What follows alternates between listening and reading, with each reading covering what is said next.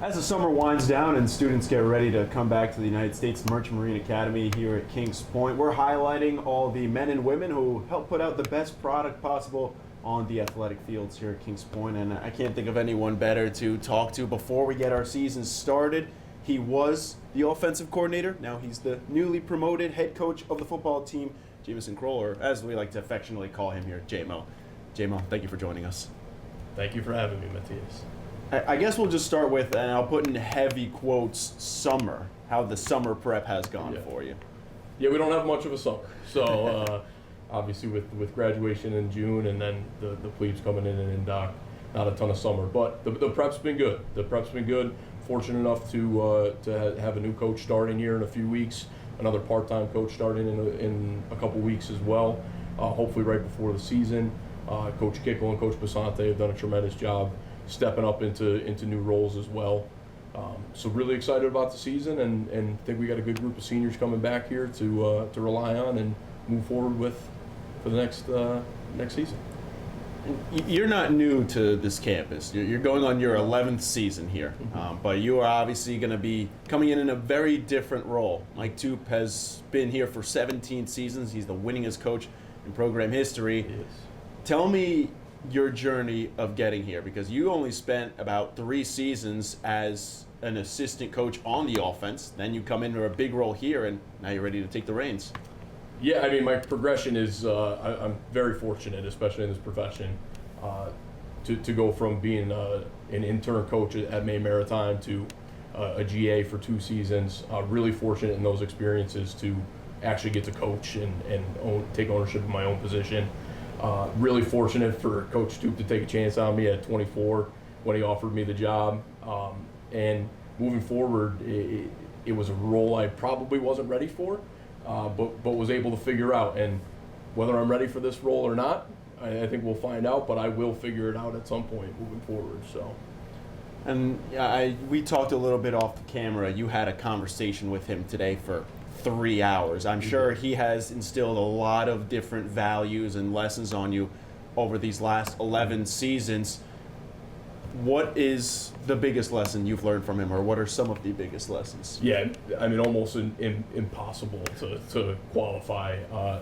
10 years with somebody, as I'm sure you can imagine, there's a lot of knowledge that's put on you. So the biggest thing I think moving forward is him being an alum, and he knew what things to really harp on, what things to let the kids get a little bit of slack on, but more importantly, when we could bear down on them and really be demanding. And those are things I've taken away over the last 10 years. But I mean, year in and year out, we've really encountered quite a bit together. I mean, my first year here was Hurricane Sandy. My second was a government shutdown. We went 2-8 after that. We're now at 9-1 and 8-2, and a lot of really good things since. But we've been through the gamut. So how he's reacted to those things, I've been able to take quite a bit away over these last 10 years, which seems like was yesterday. I showed up on campus. So. Yeah, Sandy seems like an eternity ago, but I mean, considering everything even over the last couple of years, it has been kind of crazy. We'll get to kind of the huge turnaround that you two have orchestrated in the program in a bit. Looking back at your conversations with him, how the whole conversation started of you being the successor, what was that feeling like when you finally were named the head coach, and how have you kind of seen your conversations with him shift after you knew that you were going to be taking over? You know, I think really the benefit of Coach Toop, he's really let me take ownership of the offensive coordinator role, really since I've been here, but obviously the last 5, 6, 7 years, he's really let me run the offense. And in doing so, it's a mini team, right? That's the offense. I have to manage the offensive staff. I have to manage the players, right? I have to implement the game plan and all those kinds of things. And obviously, if I made mistakes or if I did some things differently, we would talk about those things, pretty candidly. And the biggest thing I think that Coach Toop has allowed me to realize is if you let your coaches coach, you give them an opportunity to be successful. And then we can adapt and adjust after that. But if we give them the opportunity to take ownership and move forward in the best interest of the kids, then we have a chance to be successful. And if coaches are unhappy because they don't feel like they have ownership of what they're doing, we might not be as successful. So that I think is in managing the full staff and not just Coach Kickle and a couple part-time guys, is what I'm looking forward to doing and learning from and growing and adapting through that process over the next, hopefully, 20 years. Talking to Coach Jamo here, the new football head coach for the United States Merchant Marine Academy. Obviously, the offense has been fantastic over the last couple seasons, nationally ranked multiple times. But I'll ask you an interesting question, because I feel like every coach that we talk to on this series, when they're moving into a different role, they talk about how different the prep is, going from being a coordinator or kind of being that second in command to being the top dog. So how different has it been in terms of everything off the field? Yeah, it's been very different, obviously. There's a lot of things that I have to take ownership of now that I've never really had to. Coach Toop did a tremendous job with me as far as introducing me to a lot of that stuff, as far as budget, purchasing, travel, all those organizational things that a lot of assistant coaches don't get an opportunity to do. I was fortunate over the last 2 years or so to really kind of take ownership of that stuff and learn it, so that way it wasn't a huge culture change and huge adjustment for me in order to do those things, because as we know with the government, some of those things are challenging and they take a lot of time. So if we're not diligent in getting those things in on time, we're going to have trouble operating the program effectively. So those things I think are wildly different for me. I got to just focus on, who we're reading, what the defensive players and personnel we're going to give us trouble with moving forward into the season, and hey, how can we make the offense the best thing possible? Now I need to focus on, an extra 45 guys, so as well as an extra 3 or 4 staff members. So. I mean, this past season, you go 9-1, your most wins in a season since the turn of the century at the bare minimum. But now you come in with an interesting challenge, because as a team that runs a triple option on offense, you lose your quarterback in Ian Blankenship, and you lose your running back in Matt Strong. What is the plan to replace them? Because obviously losing your starting quarterback and running back makes things a little difficult in that. Yeah, no question. On top of that, Matt Goldad at offensive line, Gavin Smith at offensive line. Those 2 guys are 3- and 4-year starters. Brian McGovern at running back as well. The biggest thing I think that we're fortunate enough is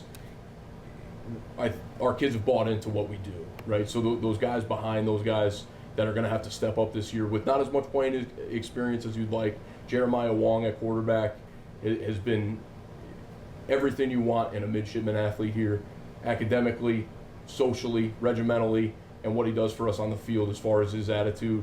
Watch any highlight back of a touchdown last year. He's the first guy down the sideline cheering and going nuts for him. And anytime the one time we had a really negative result, he's in tears on the sideline. He's the guy you want from a standpoint of buying into the program. So we're comfortable with Jeremiah taking the reins. We have to do a great job as coaches as far as not putting too much on him early and allowing him to really take ownership of that role. As far as the other positions, we need guys to step up, and we have some guys that got playing experience, both in the offensive line and in the running back positions. And we might have to adjust our game plans accordingly as far as taking care of our strengths. We got 2 guards coming back that are really good football players. We need to lean on them, and they need to be able to handle some people that maybe we haven't had to do before, and just hand the ball off and let Jeremiah settle in those first few games. So I don't know if we have all the answers yet, but we'll find them through preseason, and we just brought in a class of 30 kids that we think really highly of. So hopefully somebody can step up, like a Towson Smith, or a few of those guys that we've had in the past as freshmen. So. Well, as a former offensive lineman yourself, I'm sure you're going to whip them into shape. We're going to try. Yeah, we're going to try. So I'm glad you brought up that academic standpoint, because everyone you talk to here talks about how different things are at the academy and how difficult classes are and how difficult it is to balance things. How do you, as a coaching staff, manage that and make sure that everyone gets the support they need? We have to be in constant communication with our kids. There's we don't get to take 2 weeks off of checking in on academics or 3 weeks off.